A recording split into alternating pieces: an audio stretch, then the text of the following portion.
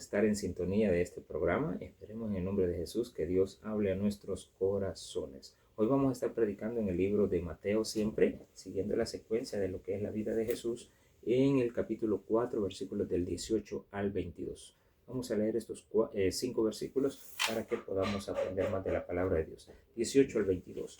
Andando Jesús junto al mar de Galilea, vio a dos hermanos, Simón llamado Pedro y Andrés su hermano, que echaban la red en el mar, porque eran pescadores. Y les dijo: venid en pos de mí, y os haré pescadores de hombres. Ellos entonces, dejando al instante las redes, le siguieron.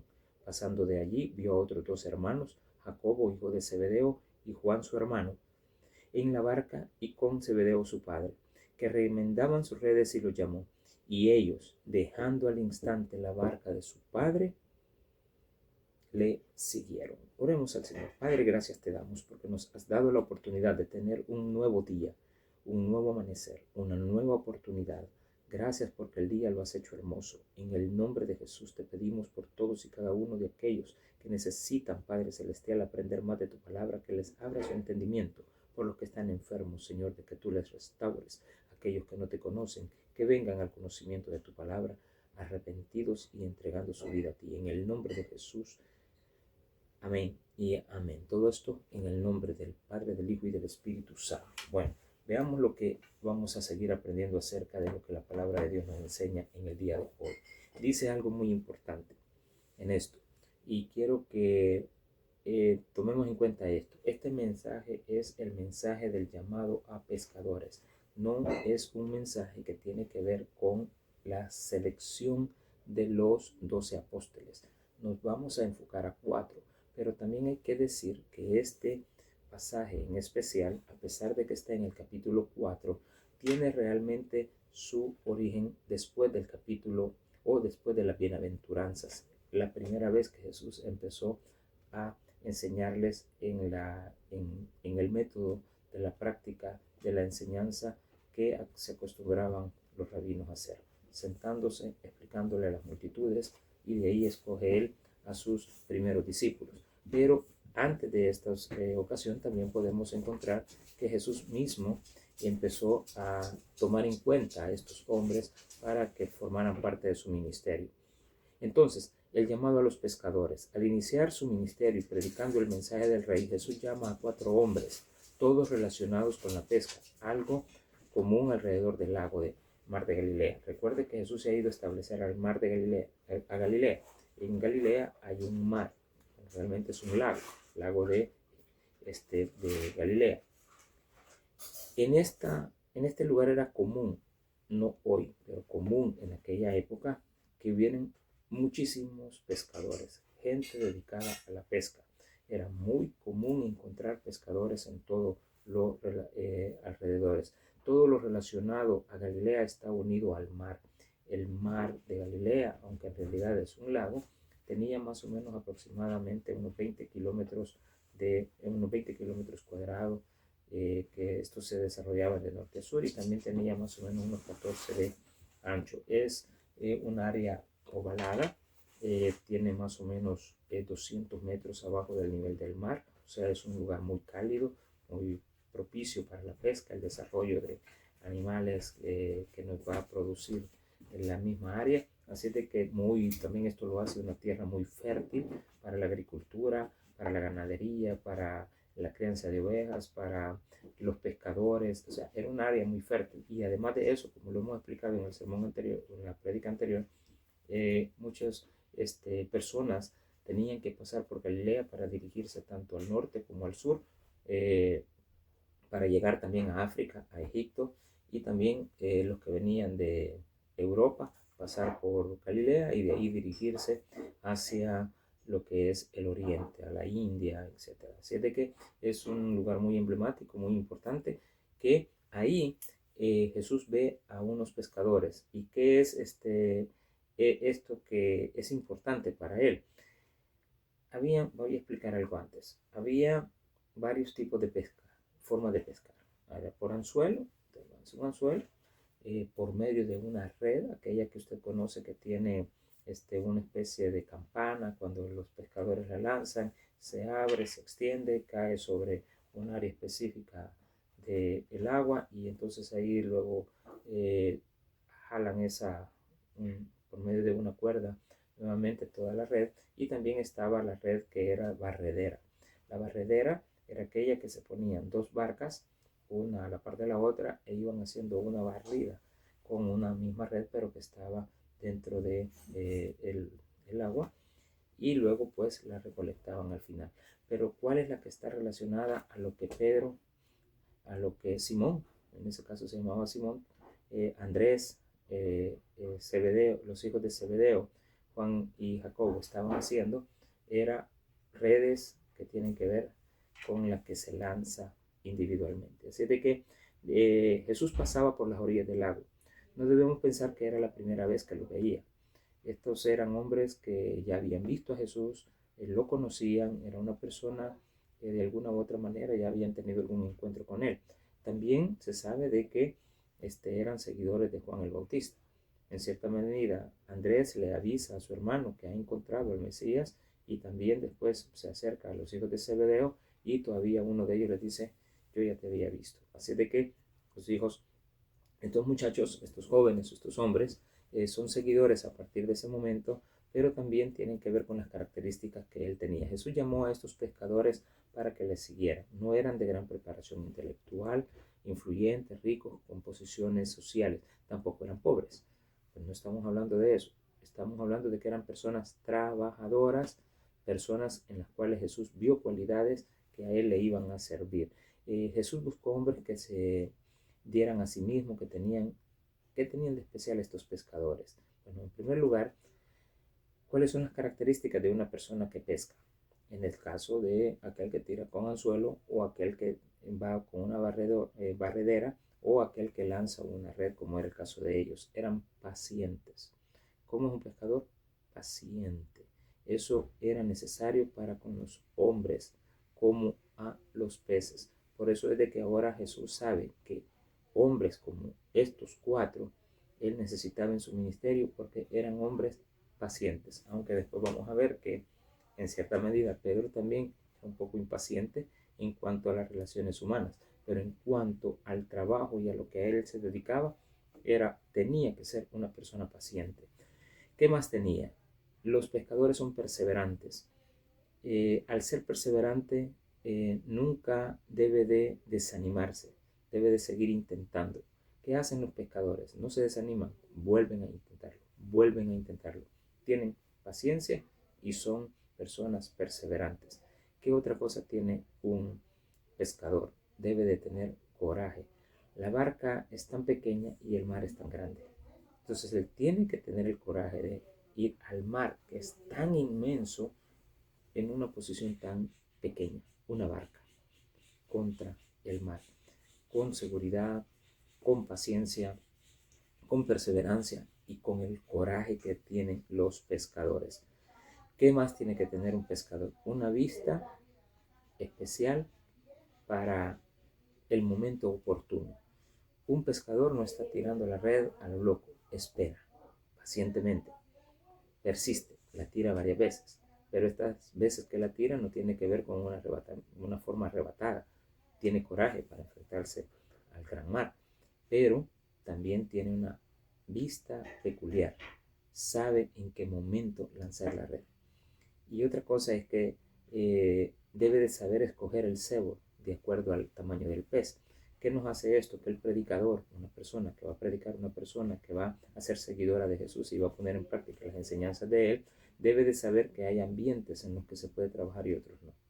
Entonces, saber escoger el cebo es también saber escoger los momentos, saber escoger los lugares. Uno se está preparado para la predicación, está preparado en un colegio. No debe de ser una persona arrebatada que en todos los lugares vamos a aplicar lo mismo porque somos pastores, nos vamos a acercar a una persona. No, primero sabemos que tenemos que actuar de una manera cordial en todos los lugares que andemos, y hay momentos para predicar, hay momentos para divertirse, hay momentos para estar con la familia. No vamos a pasar todo el día con la familia sermoneándolo porque somos pastores. Es como una persona que se dedica a cualquier tarea, un médico. Va a llegar a la casa y va a seguir hablando de medicina. Tiene que saber identificar que está en su hogar. si está con amigos, si está, pero es inevitable muchas veces. Pero lo que nos está enseñando esto de parte de Jesús es que el pescador sabe en qué momento lanzar y sabe también qué tipo de cebo aplicar para cada tipo de animal, en este caso los peces que él quiere atrapar. El pescador también tiene que ser sensato, es decir, mantenerse fuera de la vista. Es decir, esto es importante, no hacerse notar. El pescador tiene que estar en un lugar donde sabe que está, pero que los demás sepan que su presencia es inadvertida. Entonces genera confianza para que se le acerquen. Los peces se acercan a él, pero los peces también están viendo en él una persistencia. La persistencia la ocupa después. Entonces, ¿qué tiene que tener un pescador? Sensatez. Así es de que estamos aprendiendo acerca de los pescadores porque Jesús los escoge. Así de que agradeciéndole al Señor que nos da esta oportunidad de poder aprender de Él, ahora voy a pasar a lo que realmente pasó con estas personas. Dice, andando Jesús junto al mar de Galilea, vio a dos hermanos, Simón llamado Pedro y Andrés su hermano, que echaban la red en el mar porque eran pescadores. Aparecen las dos primeras personas que Jesús llama. Pero realmente a quien llamó primero fue a Andrés. Eso lo vamos a ver después en otra ocasión. Lo importante es que llama a estos dos. Son hermanos. Tienen las características que él anda buscando en una persona, las que acabamos de analizar, que tiene que ser paciente, que tiene que ser perseverante, que tiene que tener buena vista, que tiene que tener todas las condiciones prestas para poder seguir haciendo la labor que se le ha encomendado. Cuando Jesús andaba junto al mar de Galilea, no andaba perdiendo su tiempo. Sabía que ya se le había asignado una tarea y esa tarea tenía que empezarla a cumplir haciéndose asistir o apoyándose con personas que eran del área, que conocían y las características que él andaba buscando. Vio a dos hermanos. Dios también te mira.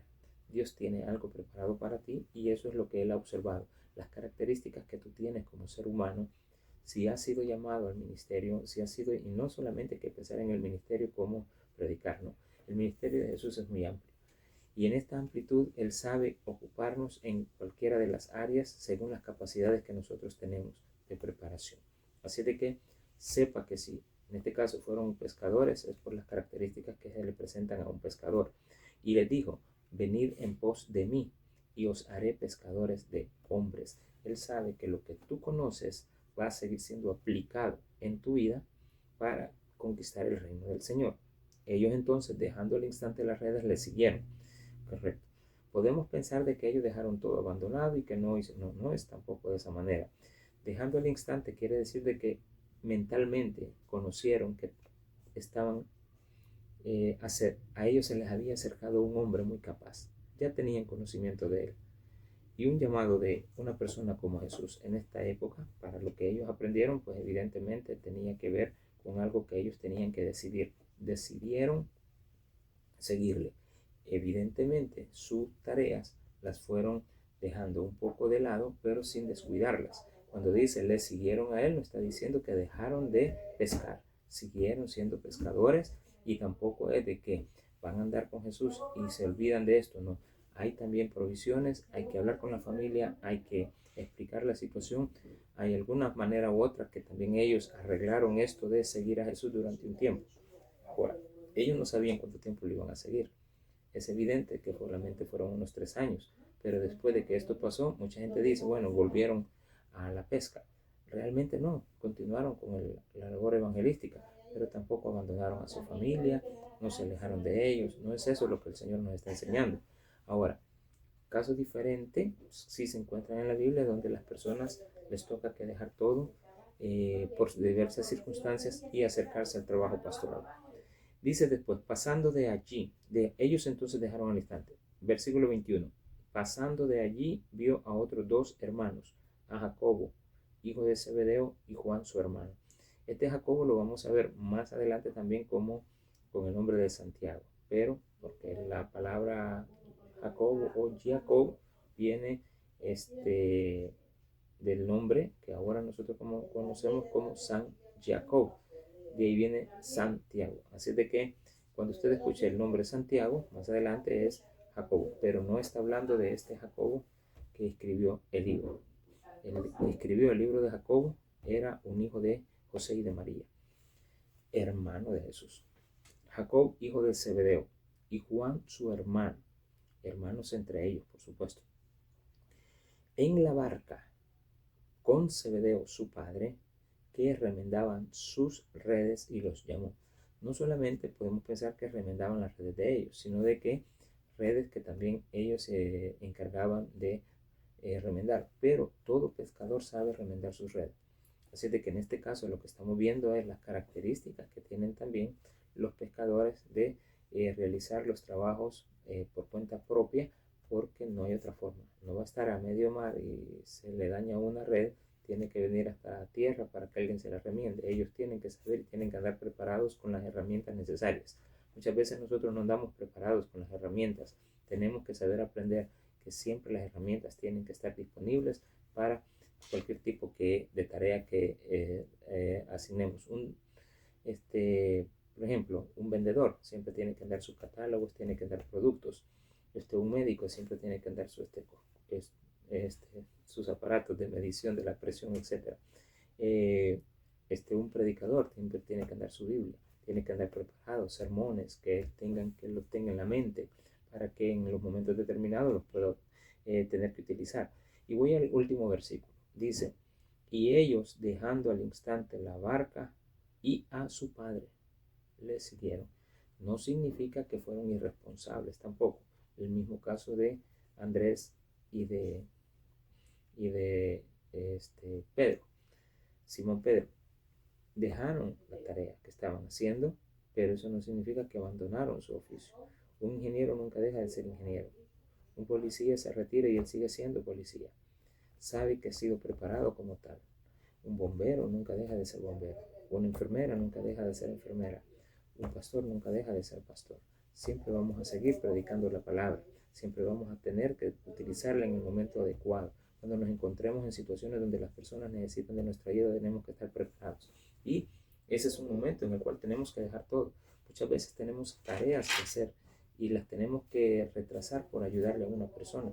Y eso lo tenemos que hacer constantemente y siempre en la vida. Así de que cuando dice dejando a su padre, es el hecho de saber identificar que hay un momento propicio, después lo vamos a atender, pero no está hablando de abandono, es de dejar en ese momento.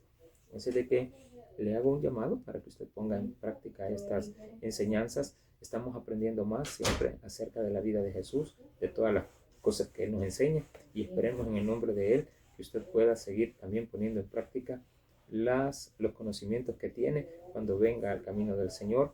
No tiene por qué abandonar lo que usted es, no tiene por qué dejar de hacer las cosas que hace. Sabemos de que Dios siempre lo va a preparar por el conocimiento que usted tiene, sin necesidad de que usted abandone lo que ya conoce. Así de que gracias a todos por haber prestado atención. Si usted nunca ha aceptado a Cristo en su corazón, yo le hago un llamado para que este día usted lo pueda hacer y le diga: Señor Jesús, yo te recibo hoy como mi único y suficiente Salvador personal. Creo que eres Dios, que moriste en la cruz por mis pecados. Me arrepiento, soy pecador. Perdóname, Señor. Gracias doy al Padre por haber enviado a Jesús a morir en mi lugar. En el nombre de Jesús. Amén y amén. Si usted nunca había hecho esta oración y ahora la ha hecho, es bienvenido a la familia del Señor. Esperemos seguir aprendiendo más de la palabra en el próximo sermón. En la próxima enseñanza vamos a continuar con el versículo número 23 en adelante para ver el recorrido de Jesús por toda Galilea, como lo establece aquí en la palabra de Dios, hasta llegar al versículo 25. Cuando terminemos el versículo 25 en la próxima enseñanza, vamos a pasar a el libro de Génesis nuevamente para continuar con la vida de Abraham. Así de que va a estar muy emocionante aprender de él para la gloria y la honra de Dios. Que Dios me lo bendiga a todos. Espero verles pronto. Amén y amén.